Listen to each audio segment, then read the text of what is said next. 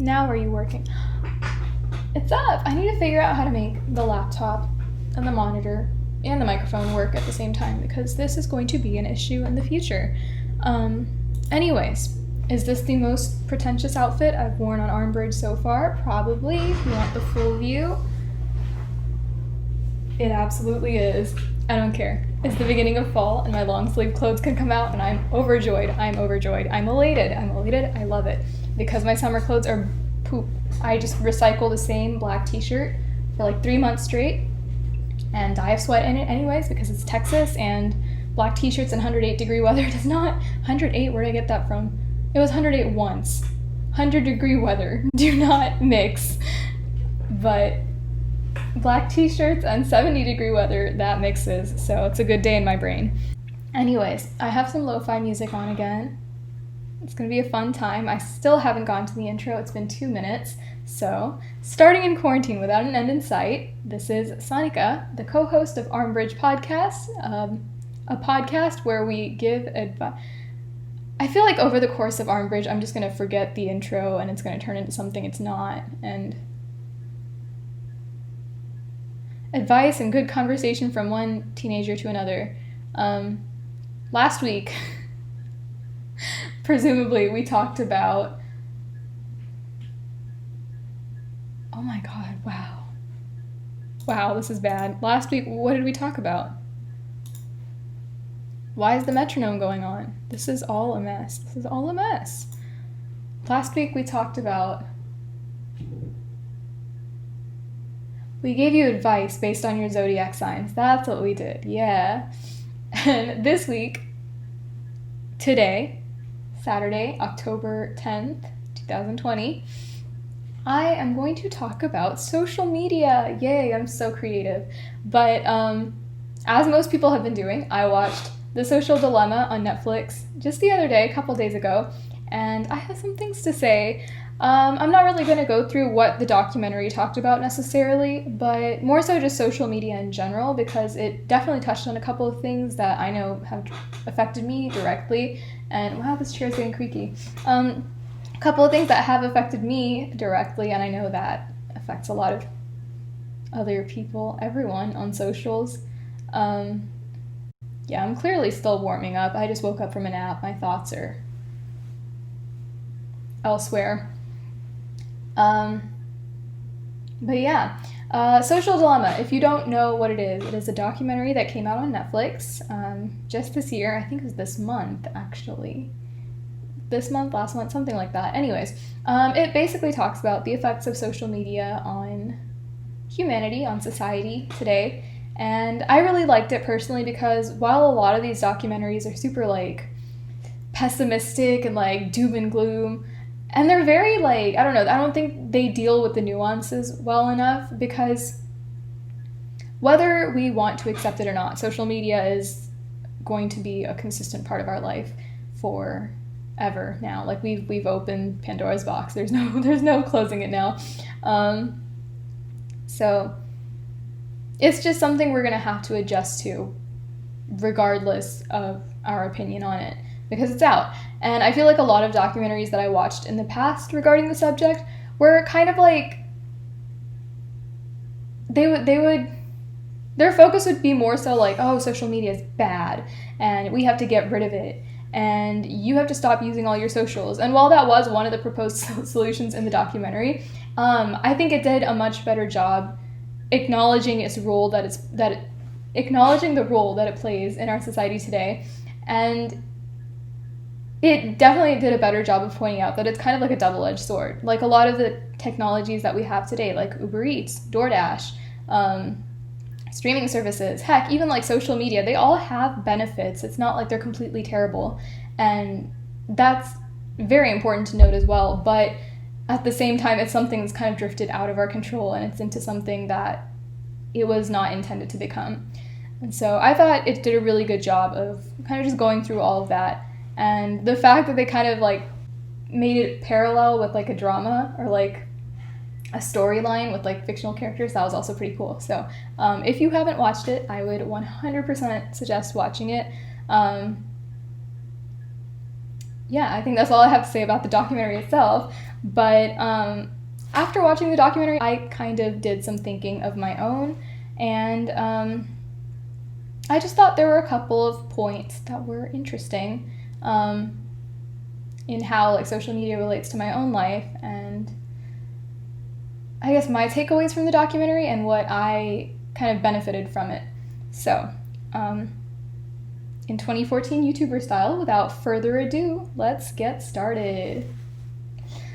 I think one of the primary things I noticed about the effect of social media on my life is that, as we've established many times on this podcast, I didn't have too great of a time in high school. I didn't. And because of that, there were also a lot of people that that made me feel self-conscious, let's put it that way. Whether I wanted them to or not, there were a lot of people in my school where if I'd hang out with them, I would come out of that interaction feeling like poop.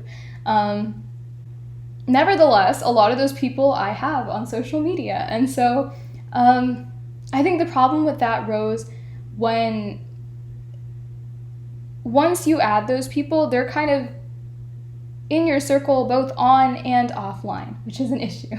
Because when I go home, it's supposed to be my time to recharge, get my alone time, and then come back the next day, whether I like the environment or not, and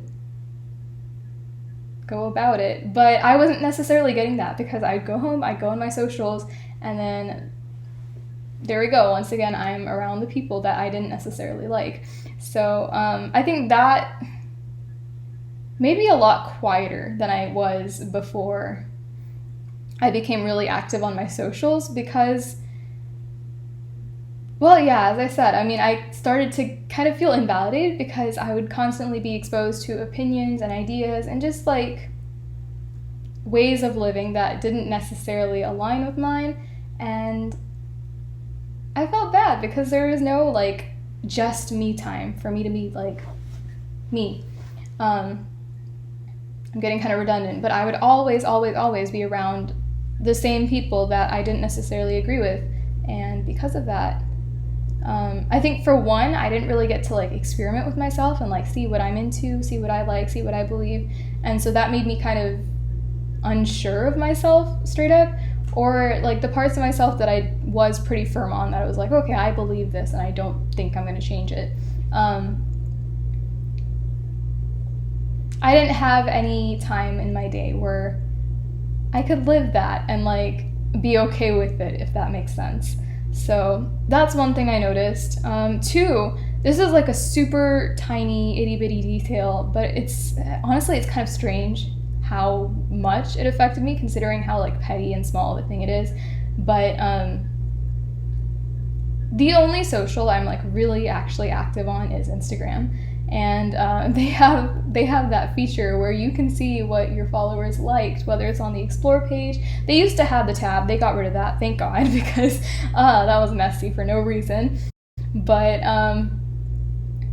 even so, like when you go on the Explore page and you're scrolling, you can see like which of your followers liked another post that comes up on your feed and stuff like that. And so I started getting self-conscious to like straight up like posts that I'm interested in, whether it pertained to like my interests or if it was like a joke or a meme, because I'm constantly like, I constantly feel like I'm being monitored or watched by other people being my followers. And like, I don't know, I just constantly feared like judgment from them. It's like, I don't know if they're on their Explore page and they see a meme and they see that I like it, and they're like, oh, she liked that? Or even straight up like, this girl likes too many, like, I like pretty much everything I vaguely enjoy, and so it's such a weird thing to be self-conscious about, but I would straight up start thinking like, oh, what if they think I like too many posts? Like, girl, why do you care? Why do you care? But those were like legitimate things that made me feel self-conscious about myself. And I know like saying it out loud is it sounds super irrational, but it's little bitty things like that kind of add up to like more large scale feeling of like being self-conscious and not comfortable in your own skin. And so where was I going with this? Right, okay, I was going to bring up the spotlight effect, and I mean, this is just, it's a prime example of the spotlight effect, right? Where it's like when you're doing something, you feel like you're being watched, or that people care more about like how you look doing a certain thing than they actually do. And that's pretty much exactly what's happening, but just not in a physical space, but online as well, where I'm like, if I like this thing, someone's gonna care and someone's gonna judge me for it. Like, no, they're not. People have better things to do. As I've said in so many episodes before, if someone's judging you for a meme you liked online, unless it's like offensive or something, which I don't think most of us do that, but no one's judging you for it. Like, why do we care? But it is a thing I'm pretty sure not just I experienced while on socials. So that was one thing. Two, I feel like this hyper perfectionism on like the correct way to say things and like the correct way to do things. And don't get me wrong, it's really important to be like aware of the words you say and like phrase them in a way that doesn't negatively impact someone. But it's come to a point that a lot of these social media posts I've noticed are straight up micromanaging the acceptable wording of things. So like, I guess to give an example, in middle school, I used to be that one friend that was like the mom friend. People would come to me to like talk and like get advice. And I was able to do it pretty seamlessly because it came from my heart. Like I was speaking from a place of like genuine like care and regard for the other person.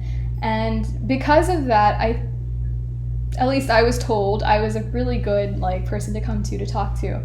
But as I spent more time on social media, I started seeing these posts like, oh, you shouldn't say something like this, or you shouldn't word it like this, or you shouldn't do so and so. And in the beginning, it was actually really helpful. Like a lot of these posts are super helpful in learning how to like help other people or learning how to talk to other people whenever they need emotional support or something like that, which is great. But I feel like it's good to an extent, you know? Once you start seeing like too many of those at the same time, you start becoming very hyper aware of the things you say. And so now if a friend comes to me and they want to talk, I'm still very careful with my words, and I always have been. That's not to say that like, oh, you should be careful, you should be careless with your words, and like, why do we care so much about what we say? No. Like, even before all of this, I have always made it a point to be very, very, very, very, very careful with the words I say, because I know that they have an impact on other people. And so on top of that, I guess, as someone who's already very conscious of what she says to other people, a lot of these posts, like just constantly seeing them over and over and over again, while at first it was helpful, the more and more that I saw, I kind of started talking more from a script than I was just like from my heart. And I feel like my advice and my like support that I give to my friends is a lot less genuine now, because it's more directed and not saying the wrong thing rather than just being there for someone. And I feel like a lot of these kind of life hacks and like self-care type posts, they just add on to this like never-ending list in my brain of like things not to do or things not to say. And it takes away from the genuineness of like any conversation, whether it's advice and like just being there for friends, or even just like reacting to everyday things. I feel like, I don't know if this is just a me thing, but like I have to be really, really like super focused on my reaction to pretty much everything so that it doesn't come out to be like wrong or insensitive, when even before it wasn't, and I knew it wasn't. But I don't know, now I just overanalyze every single social interaction because I have like a laundry list of stuff I'm not allowed to do, stuff I'm not allowed to say. And again, I would like to reiterate, it's very, very important to be conscious of what you say to other people, but not to the point that it takes away from the genuineness of your interactions. So everything's good, but to an extent, and I feel like that extent definitely got crossed over for me. So that's something I'm trying to care about less. If I want to say something, just say it from my heart. I know I'm not going to be insensitive. I know I'm not going to be offensive. And because people aren't perfect, if I do say something wrong once or twice, then you live and learn and you grow from that. So don't attack yourself over your mistakes. You're most likely not going to say the wrong thing to a person if you are speaking from your heart and if you are speaking from an informed place. But yeah, don't overthink. I guess that's the takeaway. But that was one really major thing that I noticed social media affected in terms of my interactions with other people. Kind of similarly to the whole like tangent, the likes that you can see on the explore page tangent that I had earlier. Let me drink some water so I can not die like I did last time I did a solo episode. Yeah, kind of similar to like the whole spotlight effect thing where I was scared to like posts because I thought someone would judge me for liking a post for whatever reason. I also became really scared to like express my interests in different things. So I think the two most prominent examples of this are posting covers. So as we've established, I sing. And posting covers on like my socials or like straight up making a singing account has been something I really, really wanted to do for a long time. But it's just that mental barrier that's been stopping me because of social media. And I think I can attribute it to a couple of things. One is that fear of rejection or the fear of judgment again. And again, you just have to remind yourself like no one actually cares that much. So just go for it. And because of that, I've kind of been easing into it. Not straight up singing covers yet, but I've started like publishing poetry, art projects, you know, that kind of stuff. Just like side hobbies. Regardless of whether they're like professional or not. Like sometimes I just do things for fun. And generally it turns out all right. Like there's this one poem. So I sing, but I also write songs. There was one like verse that I was going to use in a song, but it just didn't seem fitting. It seemed nicer as just a poem. And so I did exactly that. I posted a little poem that I wrote, and I was terrified. Oh my god, I posted it right before going to sleep, and I went to sleep and I was like, whatever happens, happens. This is in God's hands now. And it turned out pretty okay. Like people were really nice about it. They were like, wow, this is really nice. You should post some more of this. And I was like, why am I so scared? Like again, spotlight effect. No one actually cares as much as you think they do. So just go for it. So that was one thing. Two is perfectionism, and I kind of touched on that in the last point, where it's like I get so scared to post things because I naturally am a perfectionist, and if it's not exactly as I want it, I'm like, everyone's gonna hate it. I hate it, they hate it, the whole world hates it. This is the end. When it's like not, it's really not the end of the world. I don't know why I freak out so much over petty stuff like that. So perfectionism's kind of a second part of that. And then I think the third point, perfectionism stems from the fact that I'm constantly comparing myself to the really, really, really good, like top 1% type people on social media. Because those are the ones that go viral, you know, like someone singing with absolutely like extraordinary runs and like their voice and like vocal projection is just insane. And it's like, wow, I could never do that right now. Maybe in the future. I don't know. I'm not one to say never, but currently my skill sets don't allow for that. And I start feeling really, really bad. I'm like, well, if I'm not that level, then why bother? Because I mean, when you post on socials, it's generally like your highlights reel, and we all know that, right?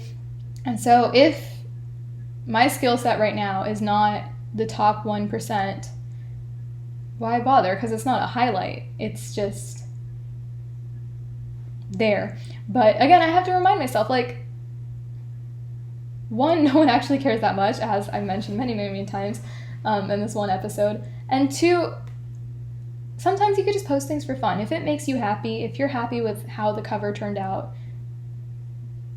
in my case, the cover, in your case, I don't know, whatever else it may be, then just go for it. Sometimes you could just do things for fun. And so, that's kind of how my bullet journal account got started. It wasn't singing, but it was kind of a way for me to like ease into getting comfortable with that, or I'm just posting for fun. I don't really care for judgment. If you don't like it, boo-hoo. If you like it, then thank you, right? So I think that was my main thing from social media, comparison. And I know it is for a lot of people, whether it's like body image, talents, heck, like how good your feed looks. Yeah, it's bad. In my notes, I kind of, yeah, okay. Yeah, so kind of on that line of being scared to post because you're comparing yourself to others. I think one thing that really, really like amplified that, I guess, for me was the fact that I did post something once. I didn't really post it, but it was on social media. So back when I had Snapchat, I was talking to one of my friends from middle school, and he was kind of into like production and like making beats and that kind of stuff. And I just kind of threw together a little something on GarageBand, and oh no, it wasn't in middle school. It was in my freshman year of high school. But nevertheless, I was also kind of like into the same stuff, and I just started like dipping my toes into it. And I created a little something something that I was really proud of, and I was like, wow, this sounds nice. I'm gonna send it to this friend just to see what he thinks of it. And I send it over, and he's like, yeah, it sounds all right, but your mixing is... And I was like, hurt. I was so hurt, because there's a difference between constructive criticism and just being mean, and that was kind of just a harsh blow, because there was no constructive aspect of it. And then he just started mansplaining, and like, it was bad. It was really bad. And so I felt terrible, and like it legitimately took me like a year to get back into mixing and like producing and that kind of stuff again, because I was just so hurt from the interaction. I know I'm not really like making it sound hurtful. Y'all are probably like, she's just sensitive, but it hurt, okay? So I think that was one thing that really, really contributed to like my fear of posting things on social media, because again, I'm a huge perfectionist, and so if I post something, it means I like it, and when it gets bad feedback, that hurts. So again, something I'm trying to work on, but that was kind of the major turning point in my brain where I started like really fearing judgment from others. So that was a thing. Oh, a funny story. Turns out, like, I found out a couple years later he actually liked me. That's not, fellas, that's not the way to pull. So anyways, that was one thing. And then two, kind of along the line of comparison again, we know how I lost my voice this year, or December last year, and then it's like carried over into this year. That was a huge blow to my self-worth for the exact same reason, because singing is something I genuinely care about so much, and then on top of that, I'm seeing on like my socials, it's like the people I follow and keep up with are only getting better, and I'm over here like regressing because of something that's out of my control. So that was kind of another way that socials really affected my self-worth, especially in terms of my hobbies. And again, I know it's really irrational. I think the overarching issue that I see first in social media for myself is just that I'm around too many people at once online. Like, it's not even real physical connection, but it's still, you know, the other person's presence, whether it's near me or just like on my phone. They're there, their opinions are there, their thoughts are there, and you need a break from social interaction, whether you're like extroverted, introverted, whatever. Like, you need that time to yourself where you just recharge, figure things out, and like come back stronger, right? If you're constantly in the spotlight, not to say that social media, again, that's like spotlight effect, but if you're constantly feeling like you're being monitored, or if you feel like you're constantly being watched or judged, and you just don't have time to just be yourself without anyone else paying attention, that's not good. And that's pretty much what was happening to me through social media, so not very fun.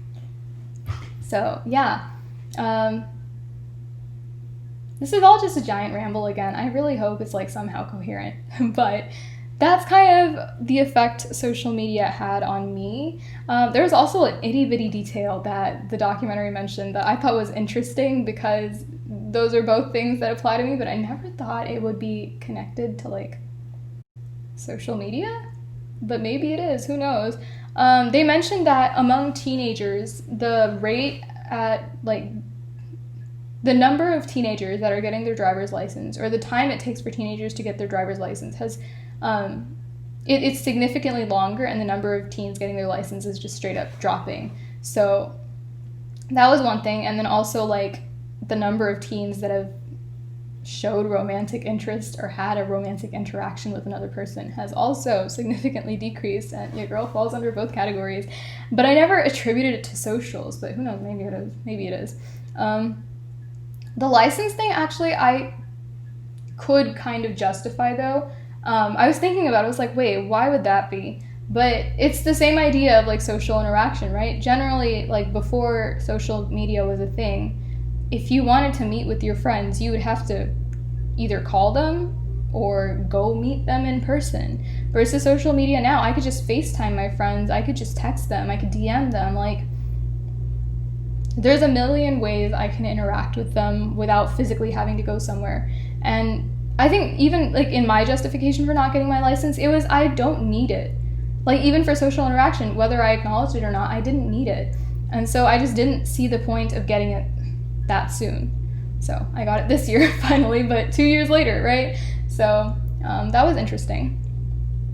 And I guess I'll end it with kind of my takeaways, or like what my response was to watching The Social Dilemma. There is another thing that they mentioned, and this was really big in like me being more aware of how I use my socials nowadays, or in the few days since I watched the documentary. It was that your social media is literally a slot machine. Like, it gives you the same high when you get a notification or when you get a like or a comment or whatever. It's a slot machine. Every time you hit refresh, your brain is like hoping for a new and exciting outcome, something that could take your attention or distract you for another 5 minutes or so. And so as I've been scrolling on Instagram for the past like 2 days now since watching the documentary, I've been a lot more aware of that. Like, I'll be on my Explore page and I'm like, this is just a pacifier. Why are you here? Like, this meme is funny, but you don't need to be here. Like, they're literally meant to steal your attention. And as the documentary mentioned, they literally profit off of your attention. So I've become a lot more aware of that. And like, I'll be scrolling and suddenly I'll stop and I'll be like, wait, why am I here? How did I get here? And I just put it away. So that's one really big takeaway that I took from the documentary. I kind of acknowledged it before, and I think with a lot of the facts that were mentioned in the documentary, we've all kind of heard it in passing, but the way they pieced it together really like made me see the bigger picture, and I was like, oh, this is bad.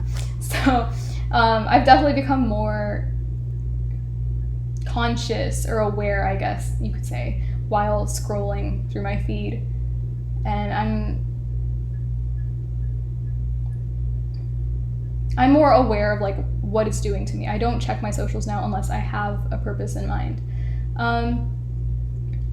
In response, I think I already do a pretty decent job of like controlling my social media usage. I didn't get a TikTok for that reason, because I know I would get sucked into the void.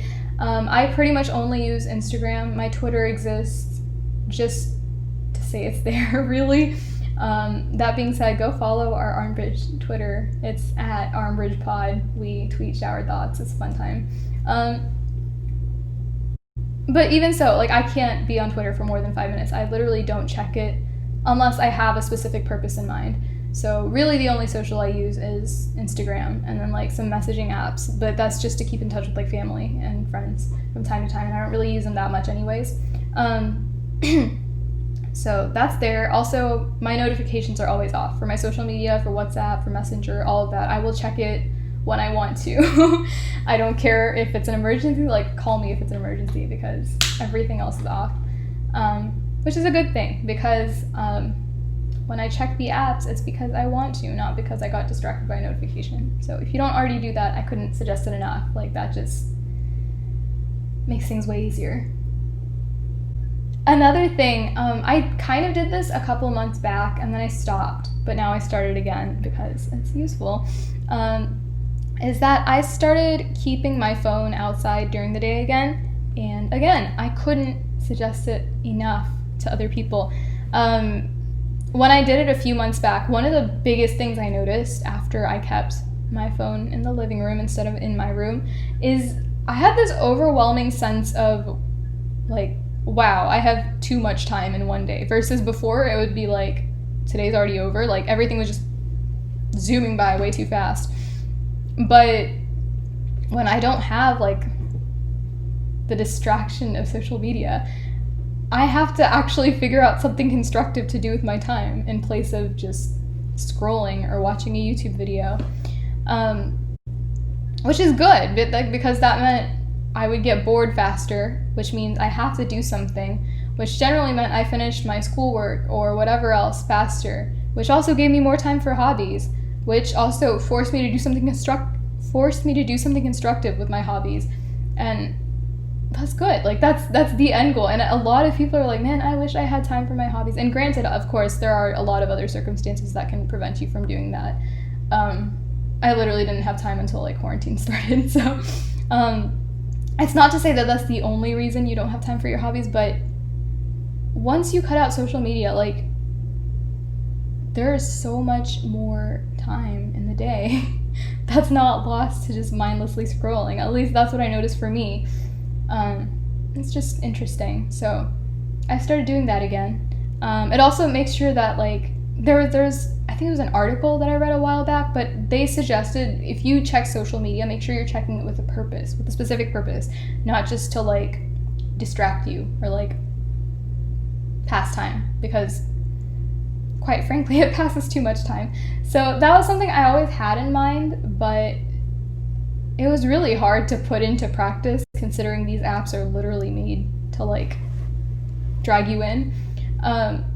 But I think keeping my phone outside has also helped immensely with that, because I will only check my notifications after, my notifications being like once I go on the app, after like lunch or maybe during a 10-minute break or something like that. Like, I have to physically walk over to my phone and pick it up and then put it back and then walk all the way back to my room. So it makes it more of a process, and I'm less prone to checking my notifications words because of that, which is good. So that's another thing I've started again since watching the documentary. And 3 is I don't really feel obligated to respond to people anymore. I try to reply to everyone, but sometimes that's just draining, right? And 2, I mean, kind of going back to the whole thing about being super self-conscious about what I say, I'm not always in the right headspace, I guess, to like really give a well thought out response to someone. Or I, like pretty much everyone else, don't always have the right words to say, and I shouldn't feel obligated to text back or like say something meaningful when I'm just not up for it, you know? And so after watching the documentary, I straight up told my friends, listen, if I leave you on red, don't take it personally. I will get back to you eventually. And I hate that it's a thing that we have to overanalyze, but like, I try to be more understanding of people when they like leave me on red or like don't give me a super well thought out response, because like, people don't owe you anything. Like, they don't owe me a super well thought out response all the time. And so yeah, I try not to feel as obligated to reply to every single person that messages me. Now, after watching the documentary, because I shouldn't have to. Like, I shouldn't be on my A game 24/7. I could try my best, but I mean, it's just draining, right? So unless there's a reason to really, really, really show my best self to a certain person that's messaging me or emailing me or whatever, like, why I shouldn't have to reply to them, and that's fine. That's okay. I guess, yeah, that's pretty much all I had to say on the matter. Good 40 minutes of talking, shoot. But it's again, it's a really eye-opening documentary. If you haven't watched it, I would definitely suggest it. It's very eye-opening, very informative, especially because I'm doing a data science major. It pertained pretty much exactly to most of my career prospects. So it was just good to know before potentially going into it. Yeah. And I don't know, if I were to give like some affirmation or message, even though I'm extremely unqualified, I would just say, you know what, it is what it is. If you have a problem like me and you just like overthink what everyone thinks of you and like you're super self-conscious on social media and that carries into your real life and, you know, the whole deal, it is what it is. You are what you are. Like, shoot, who cares? If people want to judge you, that says more about them than it does you. If you did something wrong, work on it, fix it. It's not the biggest deal in the world, even if social media makes it seem like that. Just learn from your mistakes and grow. Yeah, you know? And of course, you're probably doing way better than you think. And that's something I need to remind myself too. So let's work on that together. Now, okay, we're gonna go into deep questions as if this wasn't deep enough. Our song of the week. I've been listening to my Sad Boy Hours playlist on Spotify for the past couple days. I don't know why. I'm not particularly sad. It's just, I think it matches the colder weather that we're having. So, for my song of the week, it's called Sorry by The Rose. If you're into indie music, this one's for you. Happy listening.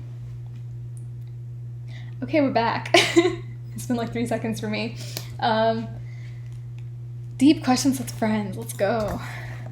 205 deep questions for me. Found it, I think. There we go. All right. I'm probably only going to do 2 because we're a little tight on time. But. All right. 21. What do you think would be humanity's reaction to the discovery of extraterrestrial life? I want to be optimistic. I feel like it depends on who accesses the extraterrestrial life. If we're talking initial reaction from like scientists, dude, joy. They would be elated. Like that would be exciting news.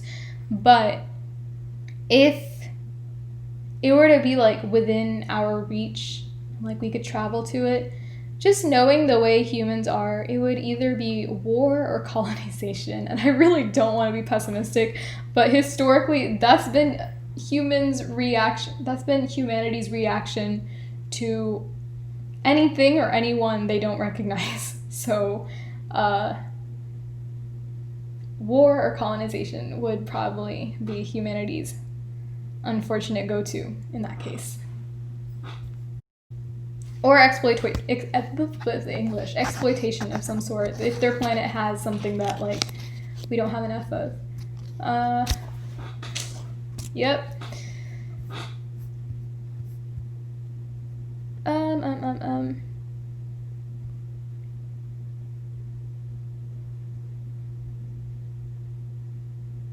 What is the best way for a person to attain happiness?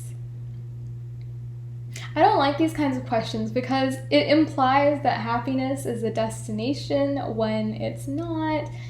Nor is it like, okay, so there's the whole like happiness is a state of mind thing, right? But I don't like when people branch off of that and say, oh, you could just choose to be happy, because that's like kind of toxic positivity. Like sometimes you're going to be sad and that's okay. Like happiness is just an emotion the same way anger and sadness and remorse and whatever else is. And you can't expect it to be a constant in your life. Like, I'm not going to be happy 24/7. And that's okay. That's all right. That's literally the way emotions work. Sometimes I'm going to be sad. Sometimes I'm going to be happy. But I'd say the goal is to have, like, a net more happy life than sad. What's the wording I'm looking for? I don't think happiness is something you should strive to attain as like a constant, but I think even when you're sad, you should at least acknowledge that, okay, this isn't gonna last forever. And I think that's more of just a healthy mindset than like attaining happiness, quote unquote. So I don't think attaining happiness is the right goal to start with. If there's any goal, it's attaining a healthy mindset, which is you're going to be happy, you're going to be sad, you're going to be angry, you're going to be like whatever else from time to time, because those are just emotions. And when you do feel negative emotions, the healthy thing to do is feel them, don't suppress them, and just acknowledge that this will pass. And how to attain that, I don't know. I'm no life coach, but honestly, I think affirmations are a huge help. I benefit from them greatly. So if I'm feeling sad, I'm like, this too shall pass. But not just like in a cheesy way. Like I genuinely believe like, okay, this isn't going to last forever. And that helps for me. So I don't know, you figure out what works for you, but affirmations help a whole lot for me. And the ones that are like truthful, not the ones that are like fake positive. So yeah. I guess one more. I said 2, but we have a little bit more time. Ooh, this is interesting. Does knowledge have intrinsic value, or does it need to have practical use to have value? I think it definitely has intrinsic value. There's so many things I learned just for like the sake of it. Like sometimes it's nice to like,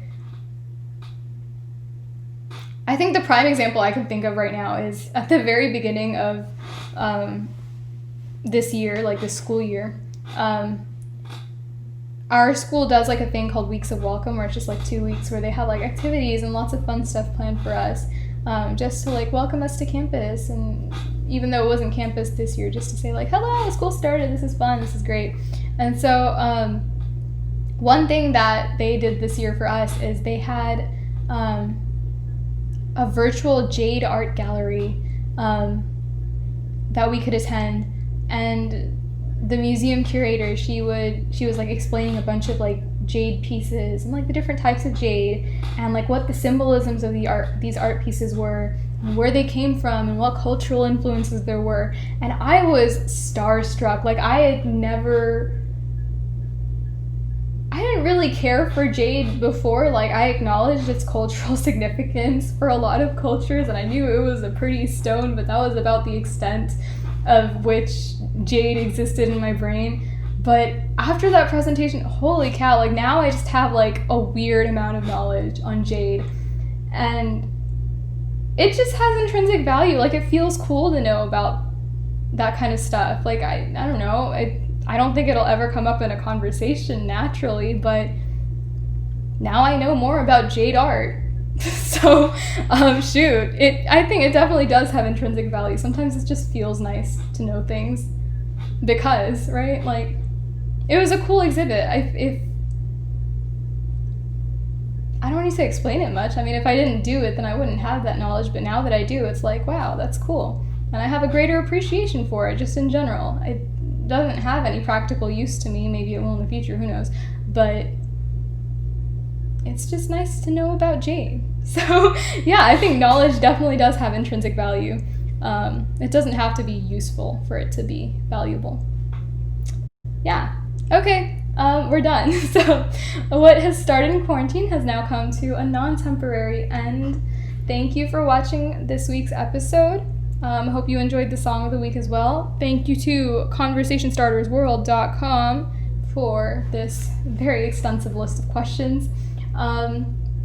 Be sure to follow us on our socials at, that's the irony, anyways, at Armbridge Podcast on Instagram and Armbridge Pod on Twitter. Be sure to check out Chelsea's new podcast as well. It's called Movie-ish. It also has socials. I will link down below in the description, wherever. Yeah. Goodbye. Thank you.